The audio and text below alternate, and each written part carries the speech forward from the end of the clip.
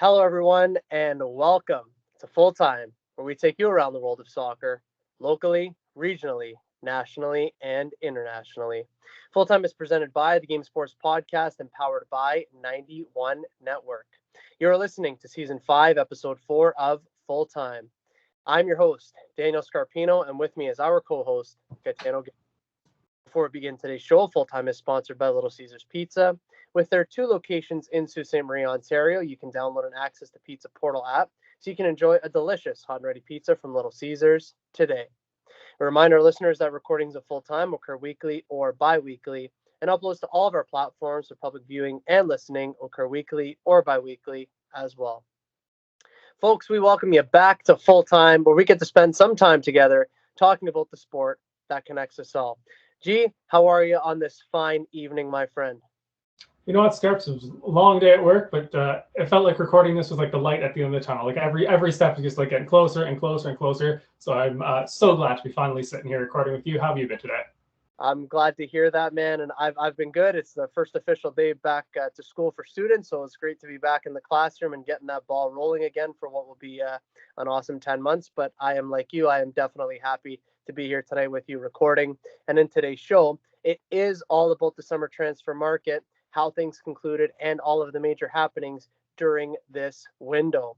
As always, if anyone would like to listen to our previous content, please check us out at Full Time on the Game Sports Podcast and 91 Network. And without further ado, Gaetano, and to everyone who's taken the time to tune in here today, let's kick off.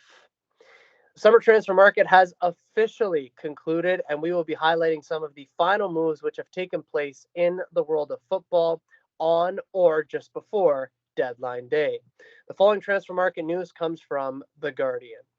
First, it's Manuel Ugarte, who goes from Paris Saint-Germain to Manchester United for $42.3 million.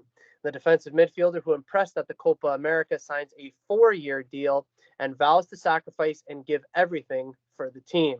Gitano, this deal could reach $60 million with add-ons. How does this signing bode for Manchester United? It's actually a really interesting one, like a low-key favorite of mine from this whole summer. Defensively, he's one of the best in the world. His defensive actions, he's in the top, 1%. It's just your typical South American defensive midfielder who just wants to snap everything in front of him in half. The issue is he is not really a very progressive player. His passing is not the greatest. It's bang average at best. So I'm kind of interested to see how United, build their midfield around him with there, because he is going to need some support in that sense. But I think 42 rising to potentially 60 for him is kind of a steal. And again, as long as he doesn't perform well for when they play against City, I think this should be a very fun signing for them. Yeah, and I'll second that by saying as long as he doesn't perform well when they play against Arsenal, I'll take that as well. But to your point, if the pieces around him can be sorted and if Ten Hag can figure it out, then I think it will be, in fact, a good signing. Ivan Toney goes from Brentford to Al Ali for $40 million. The Saudi Pro League confirmed the arrival of the England international, who leaves Brentford after 4 years and 72 goals. Gitano, we mentioned in our last show that this deal was set to happen. It has now been confirmed, and the financial figure speaks volumes. Your thoughts, sir? Yeah, again, just kind of shocked that he ended up in Saudi Arabia, considering the kind of top clubs, especially in England, that are still looking for a striker. But like we've said a handful of times, for these players, it's generational wealth that just can't be turned down. He'll be playing regular football, probably still within a shout for the national team. So honestly, can't really go wrong with it. Yeah, I don't really think, and there were some shouts that it goes against sporting integrity and that it's all about money and things like this. Obviously, it is certainly about money because you're securing, like you said, generational wealth. However, you're still getting regular football. The league isn't as bad as some folks might make it out to be. I think it's not a bad move for him, but selfishly, I would have loved to have seen him at a club like Arsenal, that I can tell you. Matt O'Reilly goes from Celtic to Brighton for $26 million. Celtic received their new record transfer fee to a Scottish club for the midfielder. The 23-year-old signs a 5-year deal. O'Reilly is off to the Amex to play for Brighton. Is this a good move? I'm going to give you a little spoiler for the rest of this episode. I'm going to be talking a lot about how great Brighton's business has been this summer. this is like the crown jewel, I think, of their business. He's one of the best midfielders in the Scottish Premier League. Still only 23 years old, turns 24 in November. Like, just, the world is his oyster at this point. And going to Brighton, they're the perfect club for a young player, kind of who was a top player outside of the top 5 European leagues. Everything about this move to me is just like brilliant. They're going to be selling him for probably 70, 80 million at least in the next couple of years. It's just brilliant. Yeah, I think this is a fantastic move as well. And we're going to be talking about Brighton a little bit later on, I'm sure of it, because they have been active, they have been good, and they have been smart above all else. Scott McTominay goes from Manchester United to Napoli for 25.7 million. Welcome, Scott. Read the Italian papers after the CDS side completed the deal for the midfielder. McTominay leaves Old Trafford after 255 first-team appearances.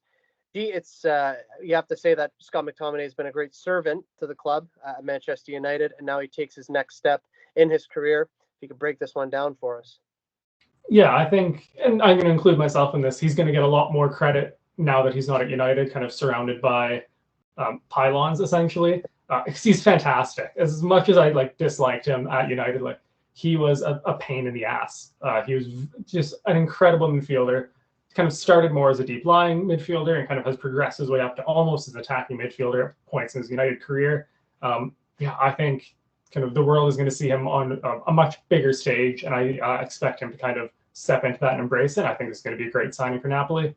Yeah, I also agree with that. And under Conte's guidance, I think it's going to be brilliant. And I never quite understood the flack that he received when he was at Manchester United. I know Fred got a lot of flack when he was there, and I think that some of that was warranted, certainly.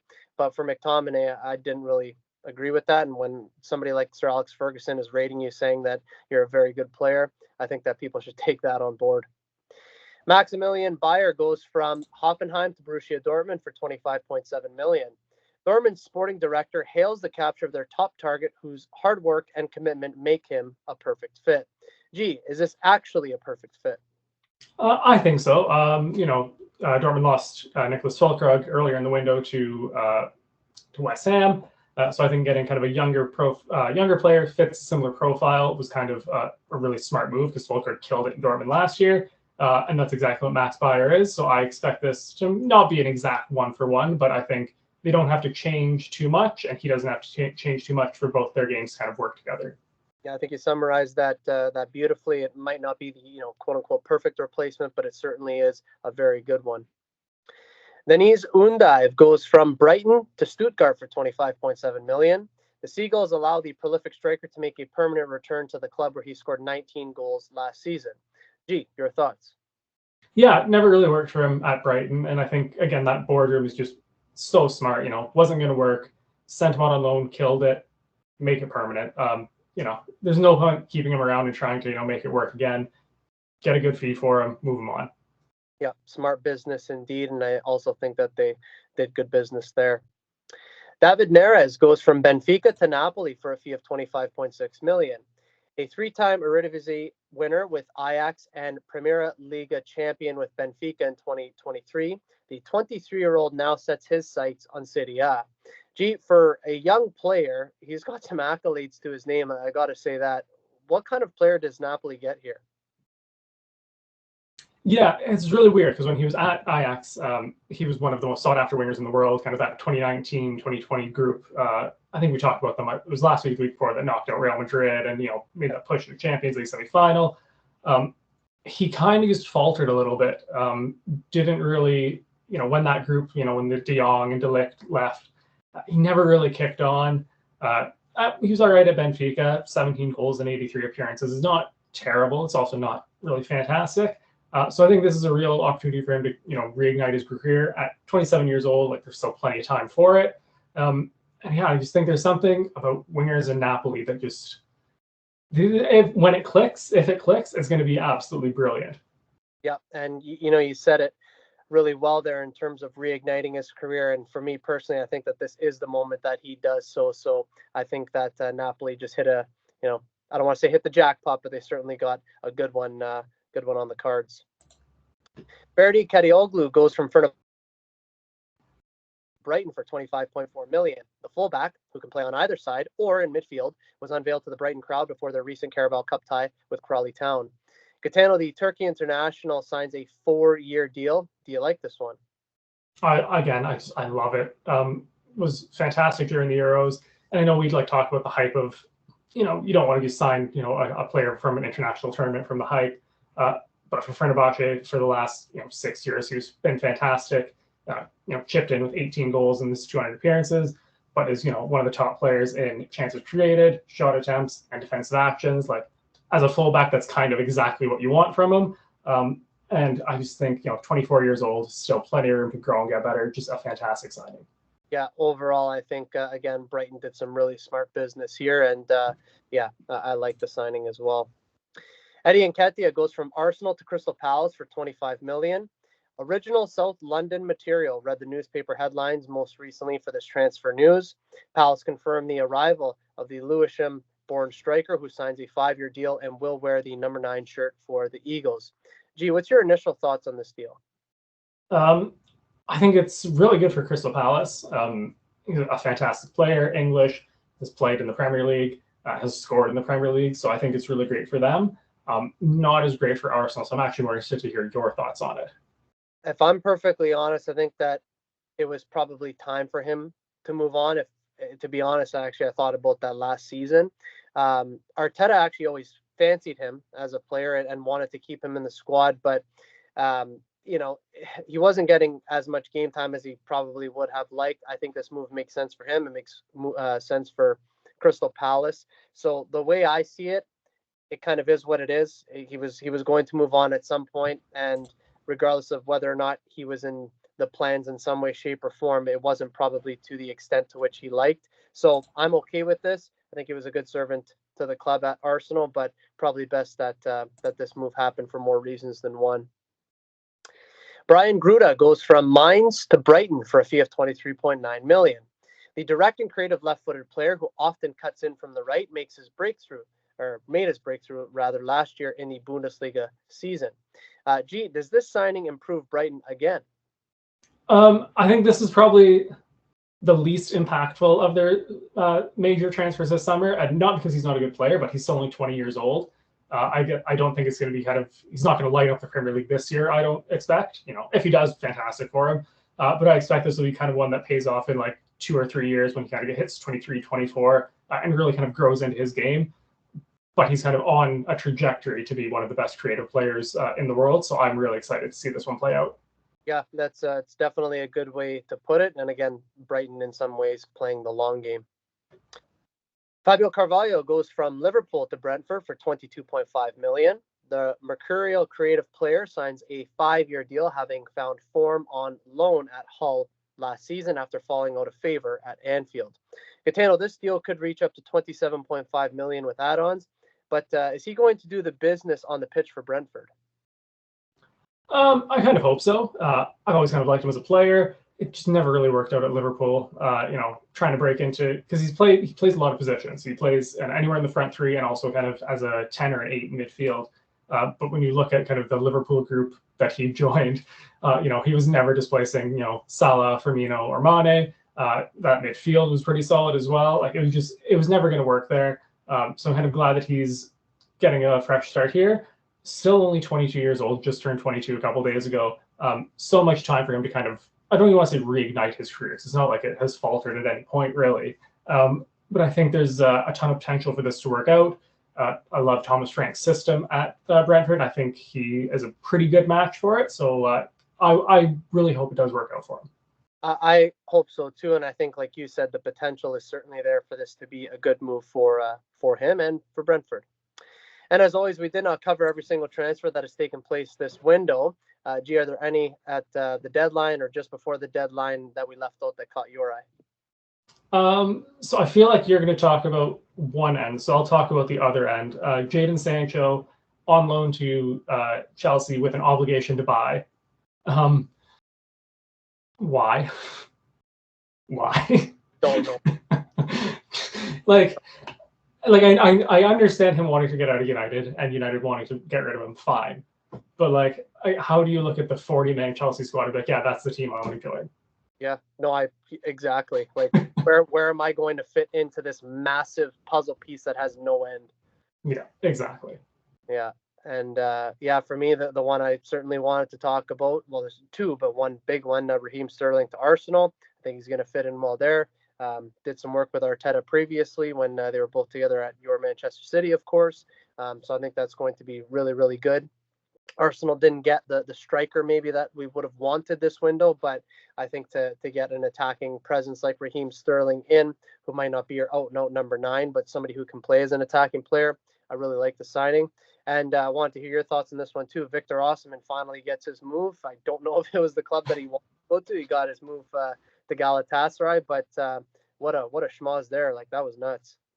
Yeah, and I mean, I might as well just talk about it now because I had him down as one of my losers for the transfer window. To be linked with Chelsea, Arsenal, PSG, a host of top European clubs, all summer, and on deadline day. And I don't mean any disrespect to the Turkish league, and but to end up at Galatasaray at his age and at the level that he's playing at, it's just unheard of. Yeah. Like, this is a player in his prime who should be, banging in goals. And I mean, he'll be playing the Champions League, like, fair, but he should be doing it for a PSG, a Chelsea. Like, he has to be playing at a top club at this level. You can't make the jump from Napoli to Galatasaray when you're at this point in your career. It's just unbelievable that this transfer actually happened.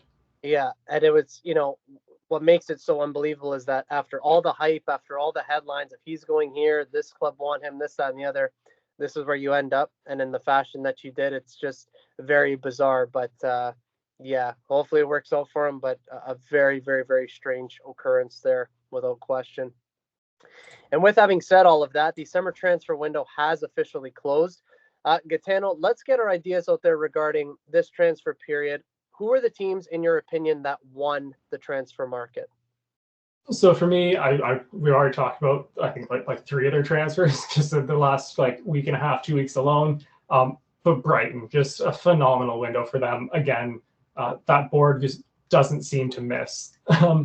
It's really incredible, the work they've done. But you look at the incomings: Matt O'Reilly, Kadioglu, Reuter, Gruda, Minte and Vifer that we talked about earlier. Just fantastic business.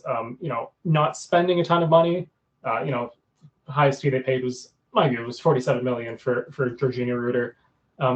But it's not in the grand scope of the footballing world. That is not a lot of money to be spending. And just the way we've seen them, flip these players in 2 or 3 years for massive profits. I feel like in a couple of years we're going to be talking about this window as a major one for kind of the trajectory of Brighton. Outgoings didn't have anyone too major either. The big one probably was Pascal Gross. But I think he kind of served his purpose. He'd been a great servant at the club, and I think it was kind of time for him to move on. And then Kieran Dewsbury Hall, who they got a massive fee for to go to sit on the bench at Chelsea. If they come at you with a 35, 40 million pound offer, this is exactly what Brighton do. Turn it around, sell him. So I just thought just a brilliant window for them. Actually going to hop to Spain for my next winner, and that'd be Atletico Madrid. Huge outlay of money from them, which is shocking considering we haven't really seen this from them really ever. Obviously, the notable signings being Julian Alvarez, Sorloth, Robin Lernomand, Conor Gallagher. Just fantastic business, really refreshed that side. And a big piece for them also was their outgoings, really kind of cleared out some dead wood. We saw, Alvaro Morata go. They finally got rid of João Felix permanently, and they actually saw 5 center backs leave in the summer. So just a whole refresh, but kind of without, a weird period of kind of half challenging, half not. Very quick turnaround. Really love it for them. Excited to see what they do. I'm gonna hop now to Germany, where I think Borussia Dortmund had probably the best window with the most potential to end up terribly, if that makes sense. Yep. If these signings hit, they could be in for a fantastic season. Bayer Yankutu from Man City is on loan with an obligation to be permanent. They actually signed Pascal Gross from Brighton. I think he'll be a great fit there. And also Serhu Guirassy from Stuttgart. I feel like they just did fantastic business. But there's just something about Dortmund the last couple of years where it's just off a touch. The injury bug gets them pretty badly. but I thought they did a really good job of refreshing their squad, seeing older players like Marco Reus leave, and bringing in a good blend of youth and experience with that. So it's not like a total refresh. And then finally, Arsenal. I thought they had a really good. They had like. Not that they're not winners, but I think they were a real striker away from this being an absolute home run of a window. Again, Sterling, Mikel Merino, and Calafiori coming in, picking up Neto on deadline day as a backup option is fantastic. Outgoings weren't too crazy either, nothing unexpected. So yeah, I think like a real world-class striker away from a perfect window for Arsenal. Well, it's a great summary indeed, and I appreciate the Arsenal shout as well. I've gone in some of the same direction, and in some cases a little bit different. For me, the first team that I'm going to talk about is the same one that you did, and that's Atletico Madrid. I thought that the business that they did this summer was absolutely brilliant, and they're bolstering their squad and setting up their squad to make a proper title run this season. I think that's incredibly clear. So they, for me, were amazing. I'm going to go next to Italy, and I'm going to go to Napoli. And I think that Napoli did some good business. I think Conte, he's a very demanding manager. I think the second that he walked in, he said, this is how I intend to do things. If you want to have me, but this is how it's going to be done. The board bought in, and they certainly got a good host of players to back him up. I'm going to stay in Italy with my next one. I'm going to say Juventus. I think then that they needed to freshen up their squad. I'm not saying they did unbelievable business, but I thought they did very smart, sensible business to help themselves out moving forward. A couple of rough patches the past few years for more reasons than one. So I think that this window certainly helps them. Jumping across, I'm going to go to PSG next. I think that PSG had a good window for the intentions that they wanted to have. They want to go in the direction of bringing in youthful young players to make sure that they have a future ahead of them. And I think that they did that incredibly well. And then lastly, for the winners, I'm going to give it also to Brighton, similar to how you did. I think just smart and intelligent is, those are the two words that come to mind for what Brighton did. And two honorable mentions that I'm going to give, and it's not biased, I just think that it's incredibly true. Arsenal and Manchester City. I think both clubs did good business this window, and I think that it's going to set up yet again another title race. Not just because of the business this window, but certainly I think that will absolutely help both of those clubs. And G, for you, who were the losers in your eyes for this summer transfer market? So I'm going to start with Chelsea because, again, they have ended this window with a nearly 40-man senior squad. Half of those guys are not even training with their manager, which is just insane. All they need to do this window, and I know this sounds very simple, but they just needed 15 outgoings. That's it. 15 permanent transfers, just move guys on. But instead, they bring in a host of players. And again, the players they brought in are good. Pedro Neto, great player. João Felix, great player. Jadon Sancho has potential to be great. Kieran Dewsbury Hall, fantastic player. The individuals they brought in are great. But the joke is where do they fit in the team? Where do they even change? At the training facilities, they needed a summer to just clear out. And then the other thing, they brought in a bunch of goalkeepers, but not a legit number one goalkeeper. They're still going to be running with I think Sanchez. I think so. If you're gonna be the historic Chelsea who challenge for Europe and challenge for the Premier League, Robert Sanchez is just not your guy. And they didn't bring in a legit striker, something Arsenal missed out on too. And Nkunku's not quite that guy.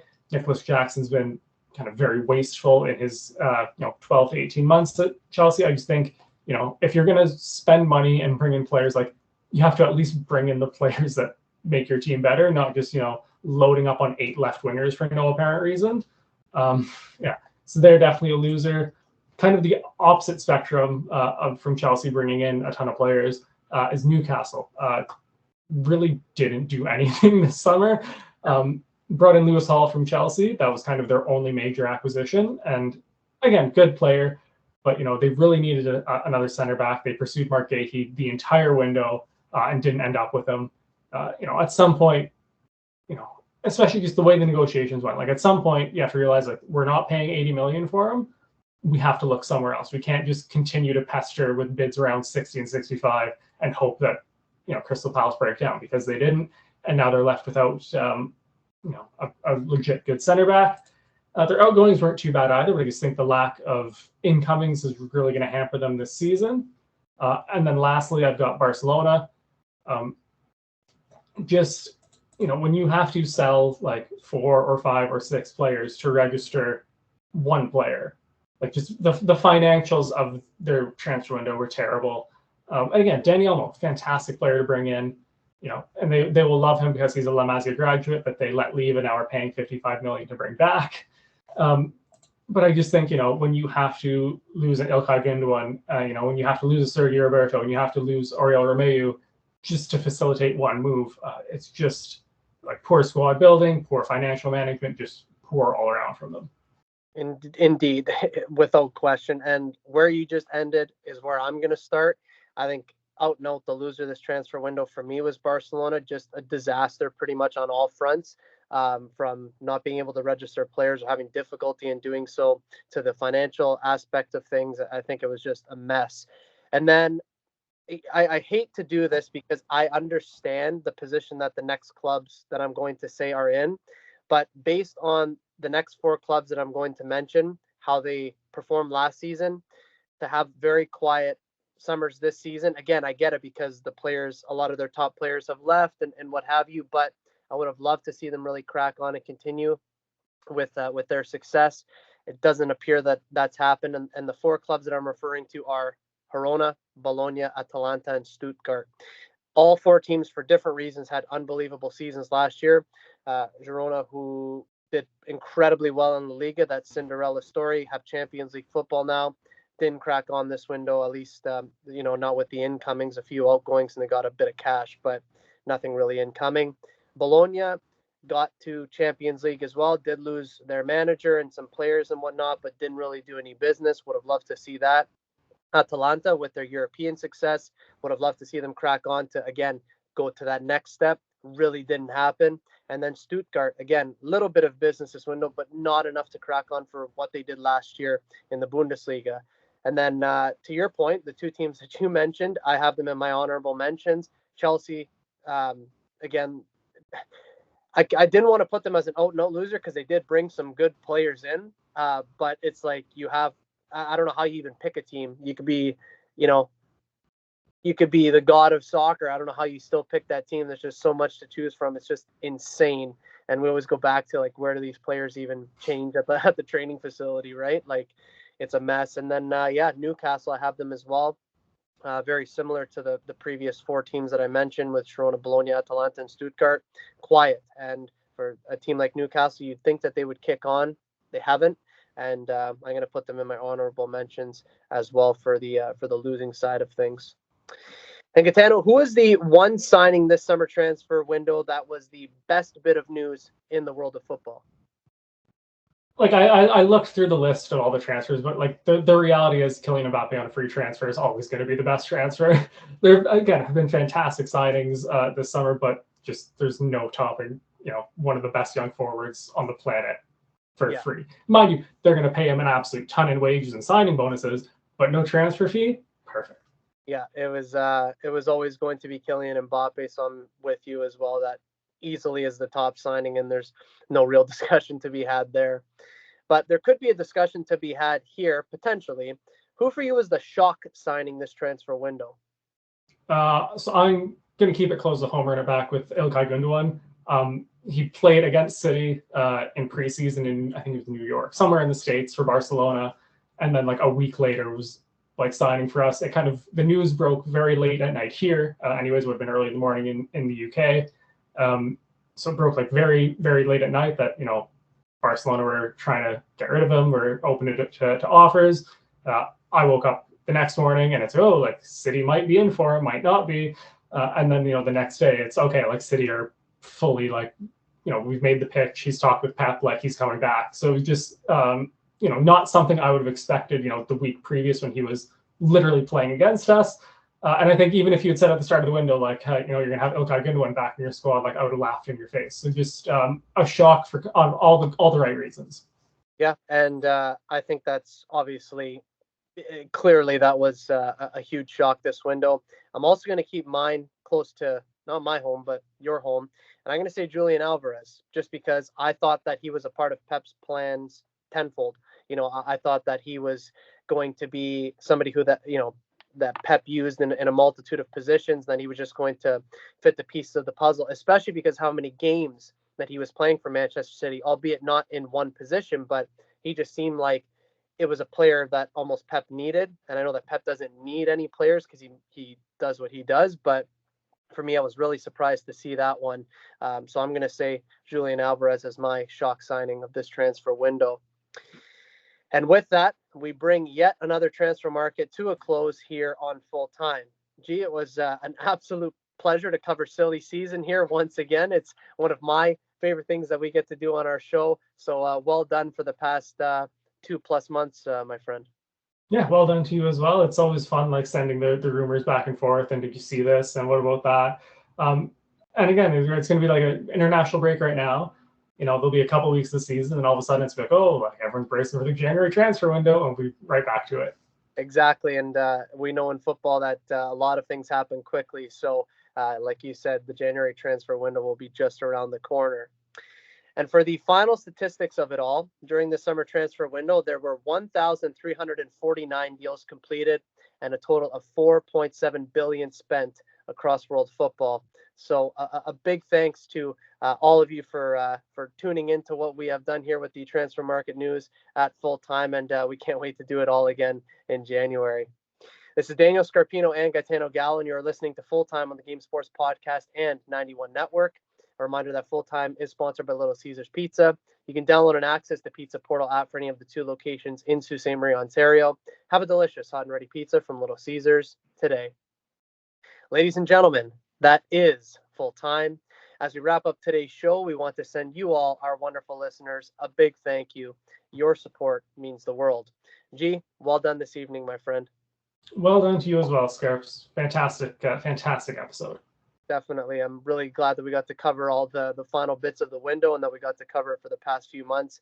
And yeah, a great episode indeed. A reminder to our listeners that the next episode of Full Time will be recorded the week of September 16th, 2024. In that show, we will take a look at Europe's Big Five, the startup of the Champions League and its new format, the MLS, and local soccer. As always, we will keep everyone in the loop with all of the happenings in the world of football. For weekly content, make sure to hit like, follow, and subscribe to all platforms of both the Game Sports Podcast and 91 Network on Spotify, YouTube, Apple Music, Facebook, Instagram, X, TikTok, and Podbean. For Gitano Gallo, my name is Daniel Scarpino, and thank you for tuning in to Full Time. We look forward to seeing you at kickoff next time back here on the Game Sports Podcast and 91 Network. Best always.